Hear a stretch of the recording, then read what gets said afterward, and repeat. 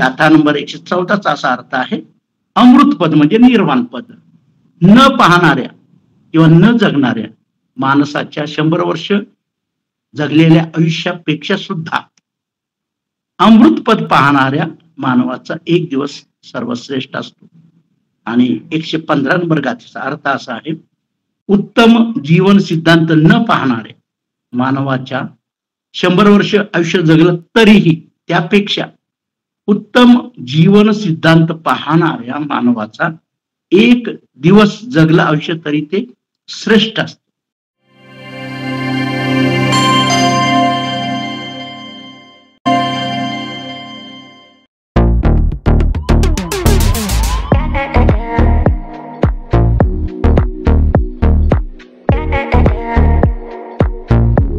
संविधान जागृती देशाची प्रगती या अंतर्गत विशेष ऑनलाईन व्याख्यानमाला. आजचे पुष्प क्रमांक आहे 1092 आणि सोमवार दिनांक 9 जून 2025. आजचे प्रमुख वक्ते आहेत आदरणीय अरविंद लिंबा जगताप सर. सर सेवानिवृत्त आहेत, लेखा परीक्षक, रक्षा लेखा नियंत्रक, कार्यालय, गोळीबार मैदान, पुणे 1. आणि आजचा सरांचा विषय आहे धम्मपद गाथा विश्लेषण भाग 31. सहस्रवर्ग म्हणजे सहस्त्र वर्ग, गाथा नंबर 106 ते 115. आणि आजचं धम्मपद गाथा पाली पठण करणारे आदरणीय दादू गोपाजी सोनवणे आहेत. सर बोधाचार्य आहेत, युनिट लीडर आहेत, समता सैनिक दल, सरचिटणीस, राजगुरुनगर तालुका दक्षिण, भारतीय बौद्ध महासभा, निघोजे तालुका, राजगुरुनगर, जिल्हा पुणे. तर मी विनंती करते सरांनी पुढील सूत्र हाती घ्यावे. आदरणीय अरविंद सर. खूप खूप धन्यवाद सरला ताई. 106 ते 115 या गाथांचं पालीमध्ये सूत्र पठण करण्यासाठी ते आदरणीय दादू गोपाजी सोनवणे, की जे बौद्धाचार्य, युनिट लीडर, समता सैनिक दल, सरचिटणीस, राजगुरुनगर तालुका दक्षिण, भारतीय बौद्ध महासभा, निघोजे तालुका, राजगुरुनगर, जिल्हा पुणे येथून आहेत. तर मी आदरणीय दादू सोनवणे सरांना विनंती करतो की त्यांनी या गाथेचं पालीमध्ये पठण करावं. आदरणीय दादू सोनवणे सर. मासे मासे सहसेन यो यजेत सतं समं एकच्च भावितताणं मुहूर्तमपि पूजये सा एव पूजनासेयो यञ्चेव सतं हुतं यो च सतं जन्तु अग्गिपरिचरे वने एकञ्च भावितताणं मुहूर्तमपि पूजये सा एव पूजनासेयो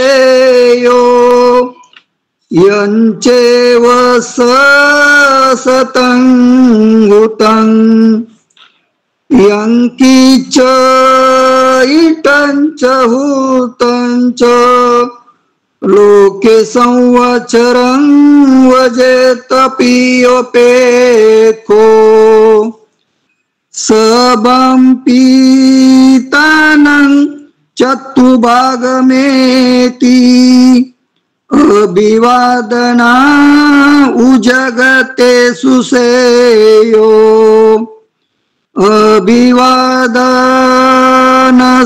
अभिवादनशीलीस नित्यं वदापचायिनो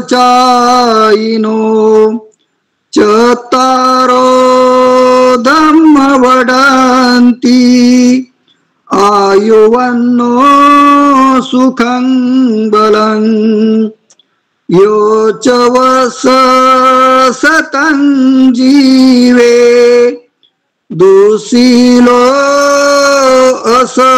असमाहितो एकाहं जीवितं सेयो शीलवंत सदायिनो यो च वस सतं जीवे दुपये असमाहितो एकाहं जीवितं सेयो पय्यवंत सदायिनो यो च वस सतं जीवे कुसितो हि नवीर्यो एकाहं जीवितं सेयो वीर्यो मारभतो दलं यो च वस सतं जीवे अपसंउदय वयं एकाहं जीवितं सेयो पश्यतो उदय वयं यो च वस सतं जीवे अपसंअमत पदं एकाहं जीवितं सेयो पश्यतो अमतं पदं यो च वस सतं जीवे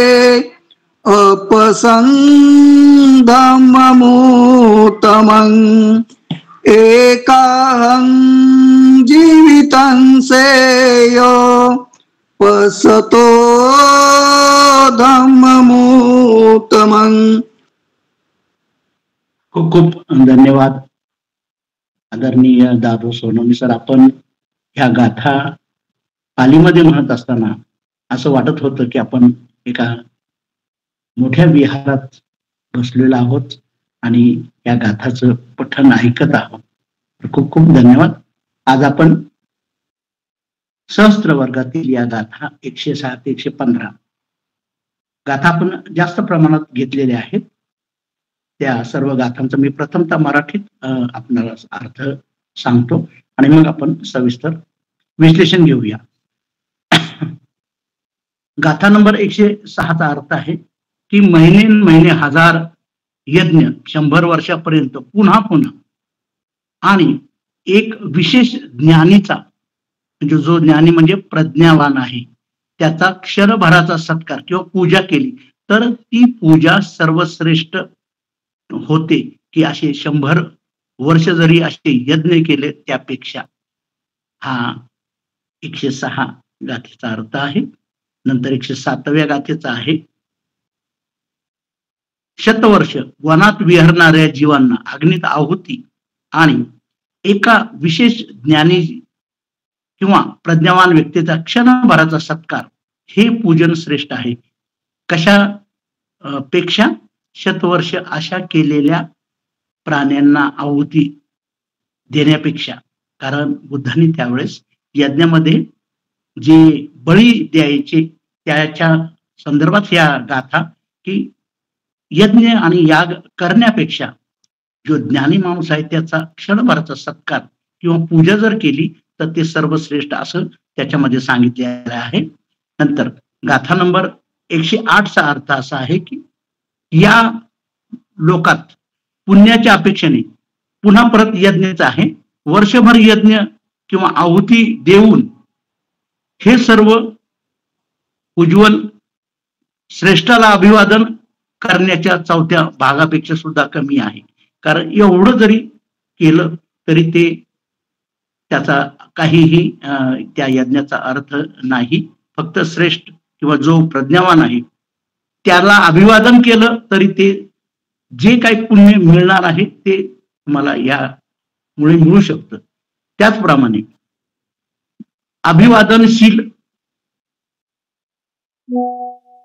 अभिवादनशील नित्य वृक्षांची सेवा करणारे यांचे आयुष्य वर्ण सौंदर्य सुख बळ हे चारही वाढतात. म्हणजे जे अभिवादनशील आहेत आणि जे वृक्षांची किंवा ज्येष्ठांची सेवा करणारे आहेत त्यांचं आयुष्य, वर्ण, सुख, बळ हे चारही स्वभाव वाढतात. त्याचप्रमाणे गाथा नंबर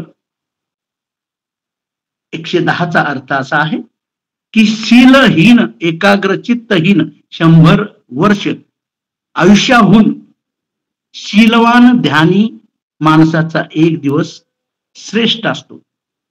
कारण हे असं आयुष्य जगण्यापेक्षा शीलवान व्यक्तीचं जे आयुष्य आहे तसं जगणारा तर तो सर्वश्रेष्ठ असतो. त्याचप्रमाणे 111 गाथेचा अर्थ असा आहे की प्रज्ञाहीन एकाग्रचित्तहीन मानवाच्या 100 वर्ष आयुष्याहून प्रज्ञावान ध्यानी माणसाचा एक दिवस श्रेष्ठ असतो. म्हणजे असं 100 वर्ष आयुष्य जगण्यापेक्षा म्हणजे प्रज्ञाहीन आणि एकाग्रचित्तहीन असं 100 वर्ष आयुष्य जगण्यापेक्षा प्रज्ञावान किंवा ध्यानी माणसासारखं एक दिवस जरी जगलं तर ते श्रेष्ठ असतं. त्याचप्रमाणे 112 गाथेचा अर्थ असा आहे की जे आळशी आहेत, शौर्यहीन आहेत, अशा मानवांच्या 100 वर्ष आयुष्याहून दृढ उद्योगी आणि शूर मानवाचा एक दिवस श्रेष्ठ असतो. हे 112 गाथेचा अर्थ आहे. 113व्या गाथेचा अर्थ आहे उत्पत्ती आणि विनाश न पाहणाऱ्या मानवाचा 100 वर्ष जरी आयुष्य जगला तरी त्यापेक्षा उत्पत्ती आणि विनाश पाहणाऱ्या मानवासारखं एक दिवस जर आयुष्य जगलं तर ते आयुष्य श्रेष्ठ असतं. गाथा नंबर 114चा असा अर्थ आहे अमृतपद म्हणजे निर्वाण पद. न पाहणाऱ्या किंवा न जगणाऱ्या माणसाच्या 100 वर्ष जगलेल्या आयुष्यापेक्षा सुद्धा अमृतपद पाहणाऱ्या मानवाचा एक दिवस सर्वश्रेष्ठ असतो. आणि 115 नंबर गाथेचा अर्थ असा आहे उत्तम जीवन सिद्धांत न पाहणाऱ्या मानवाच्या 100 वर्ष आयुष्य जगलं तरीही त्यापेक्षा उत्तम जीवन सिद्धांत पाहणाऱ्या मानवाचा एक दिवस जगलं आयुष्य तरी ते श्रेष्ठ असत. या सहस्त्रवागातील ह्या ज्या गाथा आहेत तर याचं आपण आता विश्लेषण करू. कारण ह्या सर्व गाथा आपण साधारणतः 10 गाथा एकत्र घेत आहोत.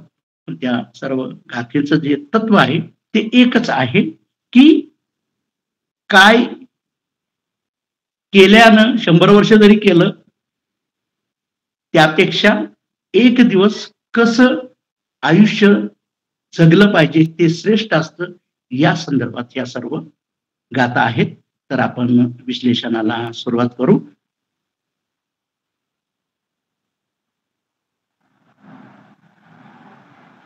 तर आपण एक छोट्याशा गोष्टीनं साधारण सुरुवात करू की तथाकथित जे हिंदू धर्माच्या नुसार की जे पापी लोक असतात त्यांना स्वर्गात त्यांच्या पाप पुण्याचा हिशोब केला जातो आणि त्याप्रमाणे त्यांना शिक्षा दिली जाते.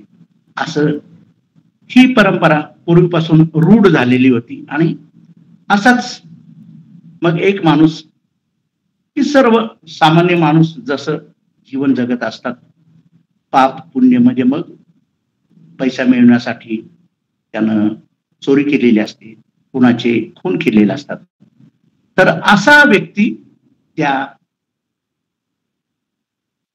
चित्रगुप्त म्हणा किंवा कोण जो असेल त्याच्या समोर हे सर्व पाप पुण्याचा घडा भरला जातो आणि मग ते शिक्षा देतात. मग स्वर्गात पाठवायचं की नरकात पाठवायचं असं त्यावेळेच हे सिद्धांतानुसार होतं. तर असा एक व्यक्ती मृत पावल्यानंतर तो असा त्या चित्रगुप्ताच्या समोर जातो आणि ते विचारतात की आता या माणसानं तर खूप पाप केलेलं आहे आणि यानं मात्र सर्व सुख अनुभवलेली आहेत. तथाकथित जी सुख जी पृथ्वीवर लोक अनुभवतात ती यानं सर्व सुख अनुभवलेली आहेत. आणि तेव्हा त्याला तिथं विचारलं जातं की बाबा तू पृथ्वीवर असताना हे सर्व पाप केलेले आहेत तर तुला आम्ही का शिक्षा देऊ नये. तू याच्या संदर्भात सांग की तू हे सर्व पाप केलं तर हे त्याची जबाबदारी कोणाची आहे? तर ती व्यक्ती म्हणते की महाराज, हे मी सर्व माझ्या सुखासाठी केलेलं आहे, भले ते पाप असो किंवा पुण्य असो, त्याचं सर्व जबाबदारी माझी आहे. तेव्हा त्याला परत दुसरा प्रश्न विचारला जातो की तू जर जबाबदारी घेत असेल ही, तर तुला कडक कडक शिक्षा दिली जाईल, तुला नरकात पाठवलं जाईल. तर तो माणूस म्हणतो की नाही, तुम्ही मला नरकात पाठवू शकणार नाही, कारण मी जे जीवन जगलेलो आहे ते नरकातच असल्यासारखंच जीवन मी जगलेलो आहो. तेव्हा त्याला शिक्षा देणार पुन्हा ते जे चित्रगुप्त बसलेला असतो तो म्हणतो की अरे, तू आम्हाला सांगणारा कोण बाबा की तुझ्या ह्या पापाबद्दल शिक्षा द्यायची, तुला कुठं पाठवायचं?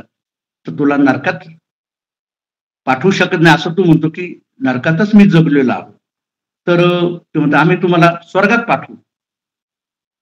तर म्हणतात तुम्ही तेही करू शकणार नाही, कारण मी कधीही आनंदात किंवा स्वर्ग सुखामध्ये कधीच जगलो नाही.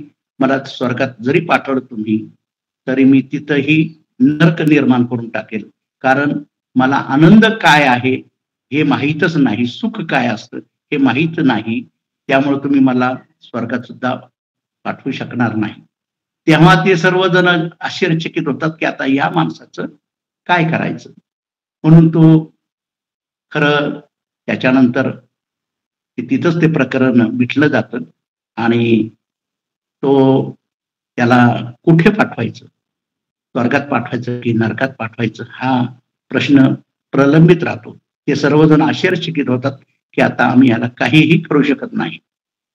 पण तो माणूस त्यावेळेस सांगत असतो की या सर्व गोष्टींना मी जबाबदार आहे आणि जे काही पाप पुण्याची जे काही शिक्षा असेल ती मीच भोगन. त्यामुळे त्याला काही त्यांच्या त्या नियमानुप्रमाणे काही त्यांना शिक्षा देता येत नाही, ते तसंच राहतं. तेव्हा ह्या आपल्या ह्या ज्या गाथा आहेत, तर बुद्धांनी ज्यावेळेस जे सांगितलं या गाथांमध्ये की सर्व गोष्टींना माणूस स्वतःच जबाबदार आहे, देव किंवा ही संकल्पना किंवा शिक्षा देणारा कोणीही नाही. कारण या जगामध्ये देव नाहीच की ज्याच्या पुढे तुम्ही घाबरून किंवा ज्याला नतमस्तक होऊन तुम्ही पाप पुण्य कराल, असं कोणीही नाही.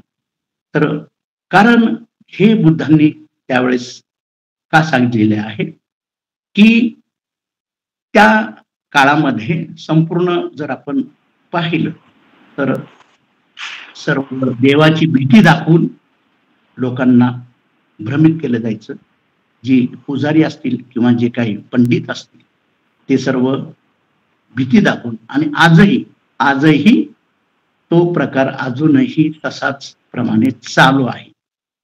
तेव्हा मग त्यावेळेस यज्ञ मध्ये बळी दिला जायचा आणि तुम्हाला पुण्य मिळेल किंवा तुम्हाला शांतता मिळेल असं लोकांना भ्रमित करून त्यांच्याकडून पैसे वगैरे लुटले जायचे आणि त्या व्यक्तीला खऱ्या अर्थानं जगावं कसं हे कळायचंच नाही. तेव्हा या गाथामध्ये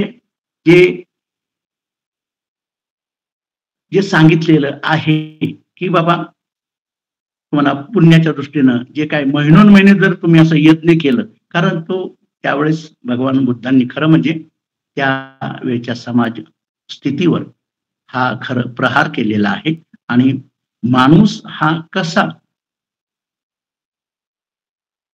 स्वतः जबाबदार आहे, देव किंवा कोणीही त्याच्या कृतीला जबाबदार नाही आहे, तो स्वतःच आहे. म्हणून भगवान बुद्धांनी त्यावेळेस सांगितलं की हे यज्ञ याग आणि हे पुण्याच्या दृष्टिकोनातून तुम्ही लोकांना प्राण्यांना ज्या त्याचं प्राणी मारून यज्ञामध्ये टाकतात आणि खाणे पिणे करून तुम्ही असं वाटतं की तुम्हाला ते पुण्य मिळेल, परंतु ह्या गाथेतून त्यांना सांगितलेलं आहे बुद्धांनी की नाही, हे सर्व महिनोन्महिने किंवा वर्षानुवर्ष 100 वर्ष जरी असं केलं तरीही तुम्हाला खऱ्या अर्थानं जीवन जगता येणार नाही, किंवा हे सर्व करून सुद्धा जे हवं आहे ते तुम्हाला शांतता वगैरे मिळणार नाही. हे सर्व जे प्रकार आहेत की या गाथेनुसार सांगितलेले आहे की पुण्याच्या अपेक्षेने यज्ञ त्यावेळेस होत होते आणि महिनोन्महिने वर्षानुवर्ष चालायचे आणि काहीच लोक त्याचे म्हणजे उपभोग घेत होते आणि इतर लोकांना भ्रमित आणि भीती दाखवून त्या लोकांचं मानसिक त्यांची खऱ्या अर्थाने जी त्यांचा विकास होणार असतो किंवा त्यांना जी शांतता मिळणार असती ती मिळू देत नव्हते. म्हणून ह्या गाथा, म्हणून मग बुद्धांनी त्यावेळेस ही गाथा सांगितली की जे अभिवादनशील नित्य वृक्षांची सेवा करणारे त्यांचं आयुष्य, वर्ण, सौंदर्य, सुख आणि बळ हे चारही वाढतात. मग बुद्धांनी तिथं या गाथेनुसार सांगितलं की अभिवादन केलंच पाहिजे. त्या शक्ती, जी काही शक्ती असेल ती या तथाकथित देव या संज्ञेशी निगडित नाही. तुम्ही जिथं अभिवादन करता, तुम्ही मागता, तुम्ही म्हणता की मी असं असं करीन, तर देवापुढे झुकता, देवाच्या पाया पडता आणि पुन्हा सर्व पाप करण्यासाठी उद्युक्त होत असतात. तेव्हा या गाथेनुसार सांगितलेले आहे की अभिवादनशील म्हणजे त्या व्यक्तीनं नम्रता ही किंवा नमस्कार हा केलाच पाहिजे. कारण देव असो अथवा नसो, परंतु माणसाला हे झुकलं पाहिजे. जरी ज्याच्या समोर आपण झुकत आहे तो आहे की नाही याबद्दल न चिंता करता माणसानं अभिवादन किंवा माणसानं झुकलं पाहिजे. कारण त्याचा अहंकार, त्याचं निराकरण जर करायचं असेल तर ते अभिवादन केलं पाहिजे. पण याचा अर्थ असा नाही की आकाशात कुठेतरी देवत्व किंवा देव बसलेला आहे आणि त्याच्या भीतीनं आम्ही जर चरित्रवान होत असेल, आम्ही जर चांगलं वागत असेल, आम्ही जर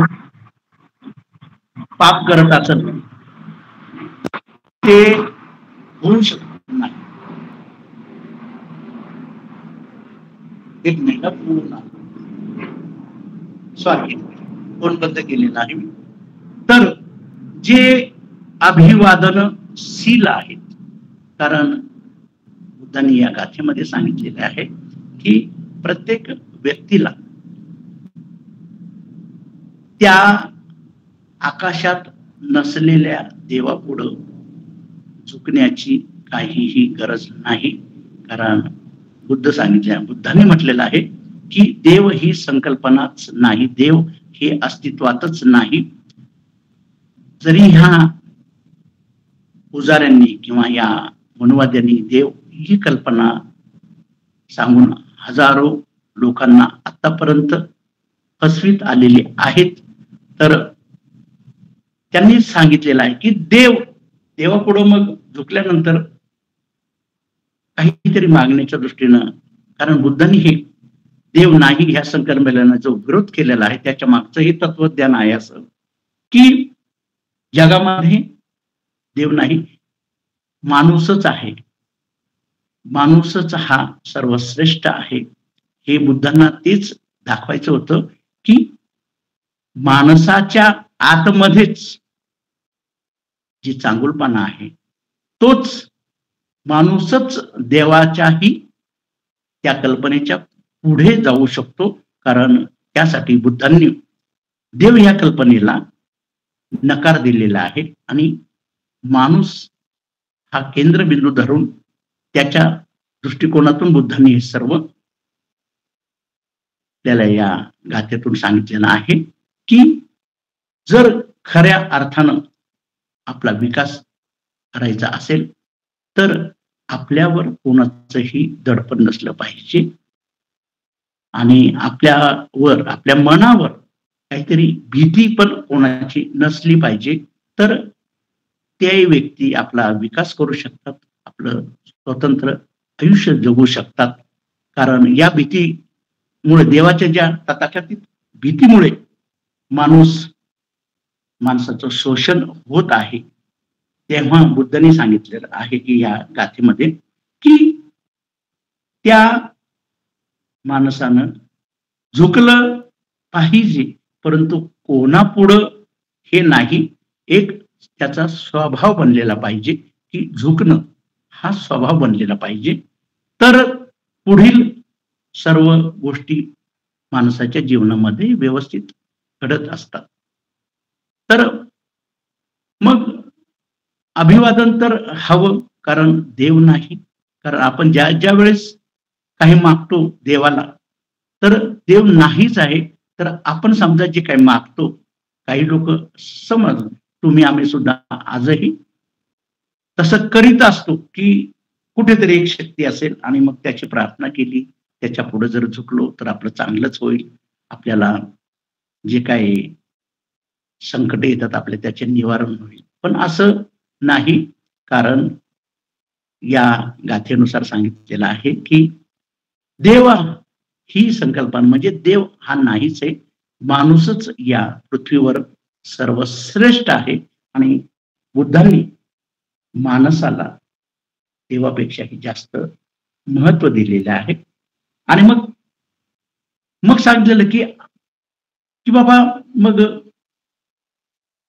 की जे असे अभिवादनशील आहेत जे व्यक्ती आणि नेहमी वृक्षांची सेवा करणारे आहेत, त्यांचं आयुष्य, त्यांचं सौंदर्य, सुख आणि शक्ती हे चारही वाढले जातात. आता देव नाही आणि बुद्ध म्हणतात की वृक्षा पुढे जे झुकतात किंवा वृक्षांची सेवा करतात, तर याचा एक वृक्ष का त्यांनी बुद्धांनी सांगितलेलं असेल, कारण भगवान गौतम बुद्धांना सर्वांना माहीतच आहे की त्यांना ज्ञानप्राप्ती ही वृक्षाखाली झालेली आहे. तेव्हा बुद्ध म्हणतात की वृक्षाखाली त्याची जर सेवा केली तर की ते एक प्रतीक आहे. वृक्ष एक प्रतीक आहे. ते प्रतीक म्हणजे कशाचं आहे की जर वृक्ष हे वाढत राहतात, हिरवेगार आहेत, सावली देतात, नंतर कुणीही त्यांना जर दगड मारलं तरी ते फळही देतात, म्हणजे दानही करतात. या सर्वांचं जे गुणात्मक जे आहे तेव्हा ते वृक्ष आहे. तेव्हा ते म्हणतात की वृक्षाची जी सेवा करतात म्हणजे जे मूळ, म्हणजे मूळ हे बुद्धांना हेच सांगायचं आहे की जसं वृक्षाची मूळ तिथून तुम्ही जर सेवा केली त्याची, तर तेच वृक्ष वाढतो, त्याचं जीवन वाढलं जातं आणि शांतता, सौंदर्य हे त्याच्यातून मिळतं. दानाची मला सवय पडते, कारण वृक्ष हे जे फळं त्याला येतात ते लोकांना देत असतं. मग दगडी मारलीत किंवा काय झालं किंवा त्या वृक्षाच्या सावलीमध्ये शांतताचा सुद्धा अनुभव करत असतात. त्यामुळं वर्ण याच्यात ह्या गाथेमध्ये म्हटलं की आयुष्य वाढतं. आयुष्य वाढतं म्हणजे ह्या वृक्षांच्या पूजा केली म्हणजे वृक्षांच्या पुढे तुम्ही झुकलं. कारण काही लोकांना झुकण्यात सुद्धा अहंकार वाटत असतो की आम्ही या ठिकाणी झुकलो, या मोठ्या देवांपुढे झुकलो किंवा मोठ्या व्यक्तींपुढे झुकलो, तर त्यांचा अहंकार वाढतो की आम्ही असं साधं सुधं नाही.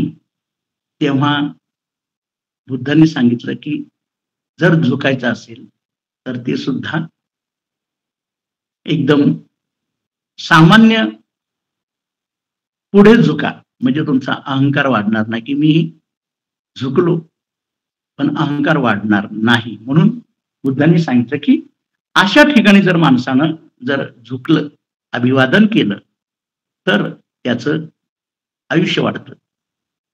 आता वृक्षाचं जर हे उदाहरण बुद्धांनी हे फक्त रूपक दिलेले आहे की मूळ स्रोत म्हणजे त्याच्या मुळापासून जर पाहिलं वृक्ष तर तो जमिनीतील सर्व पाणी वगैरे शोषून घेऊन पुढं त्याची वाढ होती, त्या वृक्षाचं हिरवेपणा येतो, त्याला ते वृक्ष वाढत जातो, तसं सौंदर्य दिसतं आणि त्याला फळे लागतात. तसं हे रूपक घेतलेलं आहे आणि वृक्ष हा वाढत असतो, प्रति क्षण वाढत असतो आणि दिवसेदिवस त्याच्यामध्ये बदल होत असतो. तेव्हा तर ते बदल जो होत असतो तेव्हा बुद्धांनी ते सांगितलेलं आहे की त्या वृक्षापुढे झुका, म्हणजे तुम्हाचं आयुष्य सुद्धा वाढेल, कारण ते प्रतिपल जगत असतं.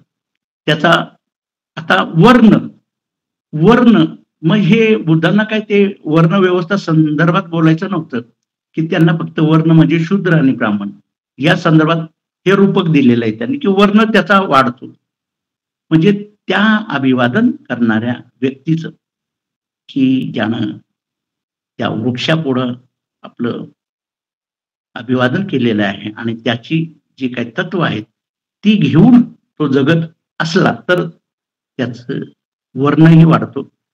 की वर्ण हा एक संदर्भ दिलेला आहे की ब्राह्मणत्व, ब्राह्मण नाही, शूद्र किंवा नाही, जन्माला येणारे सर्वजण क्षुद्रच असतात, परंतु ज्ञानानं त्याच्या ज्यावेळेस त्याची वाढ होते त्यावेळेस त्याचं वर्ण हा त्या बोधिवृक्षाखाली जसं बुद्धांना ज्ञान प्राप्त झालं तसंच या पद्धतीने जो जगत असतो त्याच्यात सुद्धा वर्ण म्हणजे मग ते शूद्रापासून तो ब्राह्मणत्व किंवा बोधीकडे तो वळला जातो आणि सुख वाढतं.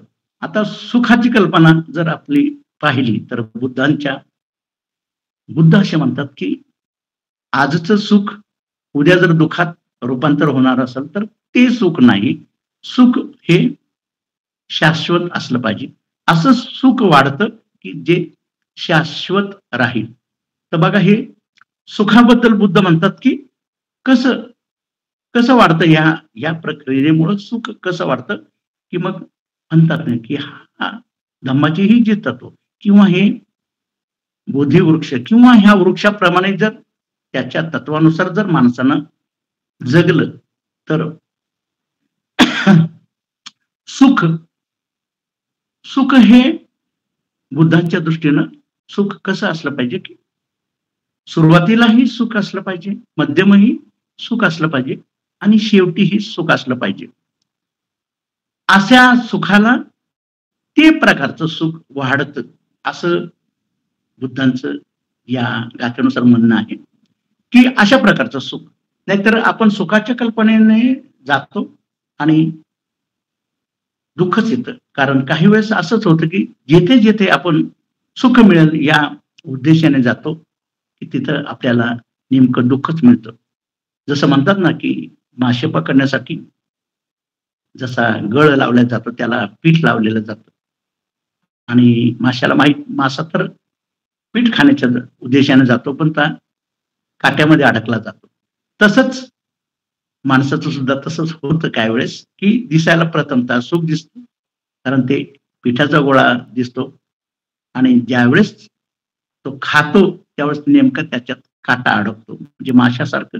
म्हणून अशा प्रकारचं सुख बुद्ध म्हणतात की अशा प्रकारचं सुख नाही, सुख जे वाढतं ते मग तुम्ही कशाही पद्धतीनं मग त्या सुख तुम्ही उलटे झाला, तुम्ही उलटे पालटे झाला, म्हणजे मध्यम सुरुवातीला सुख, मध्ये सुख आणि शेवटी ही सुख असं जर एखादी गोष्ट असेल तर त्याला सुख मानलं जातात.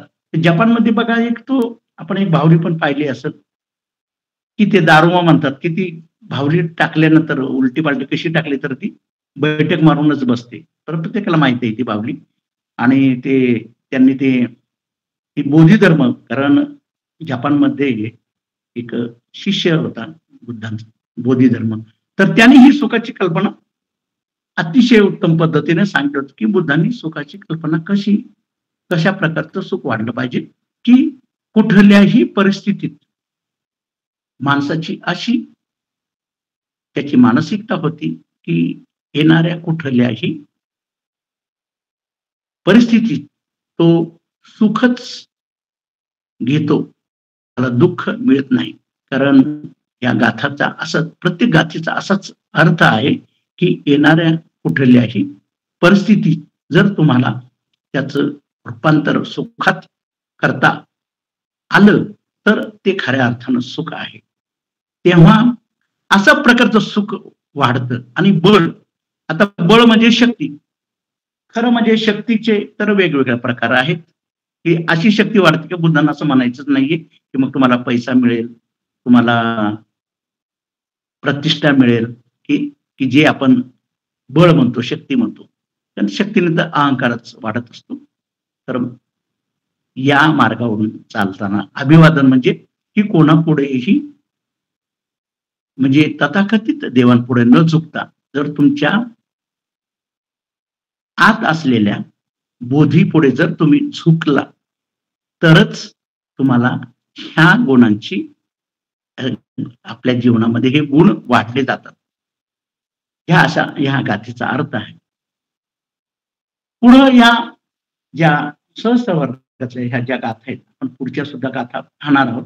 थोडक्यात आपण घेऊ शकतो की मूळ जे आहे ते बुद्धांना हे सांगायचं आहे की खरं जे सत्व आहे, बोधिसत्व आपण म्हणतो ना, बोधिसत्व, तर ते प्रत्येक व्यक्तीमध्ये आहे. आणि ते मिळवण्यासाठी मग आपल्याला बुद्धांनी या पुढच्या गाथे सुद्धा सांगितलं मग की बाबा कोण व्यक्ती, मग तो व्यक्ती तसा होऊ शकतो की शीलहीन एकाग्रचित्तहीन मानवाच्या 100 वर्ष आयुष्याहून शीलवान आणि ध्यानी माणसाचा एक दिवस श्रेष्ठ असतो. म्हणजे मग बुद्धांनी ते जगणं कसं, की क्वालिटी जगणं म्हणजे गुणात्मक कसं जगणं, तर ते शीलहीन आणि एकाग्रचित्तहीन असा जर माणूस 100 वर्ष जरी जगला, शीलहीन आणि एकाग्रचित्तहीन, तर त्यापेक्षा एक दिवस शीलवान आणि ध्यानी माणसाचा एक दिवस जरी जगायला मिळालं त्याला, तर ते खरं श्रेष्ठ आहे. तर मग शीलहीन आणि एकाग्रचित्तहीन, मग बरेच आपण लोक त्या पद्धती आपण जगत असतो की शीलहीन, मग त्याच वातावरणात किंवा मनाच्या त्या उद्विग्न अवस्थेत किंवा त्या पाप करण्याच्या पद्धतीने आपण जगत राहिलो आणि चित्त सुद्धा आपलं एकाग्र नाही की आपल्याला करायचं काय, आपण कशासाठी या जगात आलेलो आहोत, हे जोपर्यंत त्या मानवाला समजत नाही आणि त्याच्या पद्धतीनं न समजता जर तो माणूस 100 वर्ष जरी जगला तरी ते जगणं खऱ्या अर्थानं जगणं होत नाही. त्यापेक्षा शीलवान आणि ध्यानी बनणार. शील आणि ध्यान, तर याच्यात बुद्धांनी ध्यान याला खूप महत्व दिलेलं आहे. ध्यान म्हणजे पुन्हा ह्याच्यात बऱ्याच ठिकाणी ध्यानी माणूसच शीलवान माणूस आहे असं या गाथेमध्ये आहे. आणि ती व्यक्ती एक दिवस जरी तसं जीवन जगलं तर बुद्धांचं या गाथेतून असं म्हणणं आहे की जीवन हे कसं असायला हवं, त्याला क्वालिटी असली पाहिजे. मग ती क्वालिटी मिळवण्यासाठी मग एक दिवस जरी त्या गुणात्मक जीवन जर जगण्याचं भेटलं तर तर तो माणूस श्रेष्ठ असतो. कारण जीवन हे लांबीमध्ये नाही तर खोलीमध्ये आहे, की आपले बाबासाहेब सुद्धा म्हणतात 100 वर्ष शेळीचं जीवन जगण्यापेक्षा एक दिवस वाघाचं जीवन जगलं तर ते श्रेष्ठ आहे.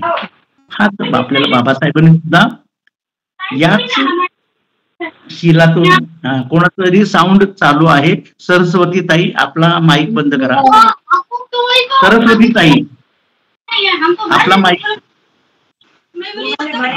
बंद करा, किंवा आपल्या खानवे सर माईक बंद करा.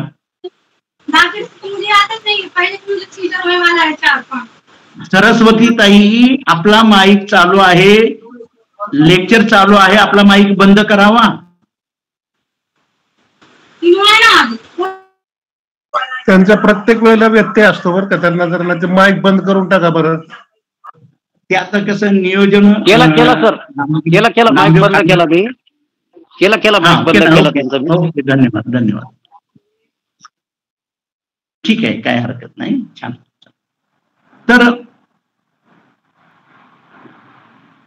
शीलवान आणि ध्यानी मानवाचं एक दिवस जर तसं जगणं मिळालं तर तो मानव श्रेष्ठ आहे. की असं शीलहीन आणि एकाग्रचित्तहीन जरी 100 वर्ष जगलं तरी त्याला जगणं म्हणत नाही. आपल्याला तेच मी उदाहरण देतो की बाबासाहेबांनी सुद्धा आपल्याला हे सांगितलेलं आहे की 100 वर्ष शेळीचं जीवन नकोय, 1 वर्ष वाघ होऊन जगलं त्याला जीवन म्हणतात. कारण आपल्याला बाबासाहेबांनी सुद्धा ते प्रत्येक याच्यातून सांगितलेलंच आहे. बुद्ध, कारण बाबासाहेबही बोधिसत्व, जे बुद्धांनी जे सांगितलं तेच बाबासाहेबांनी सुद्धा आपल्याला सांगितलेलं आहे. कारण बाबासाहेबांनी ही सर्व तत्व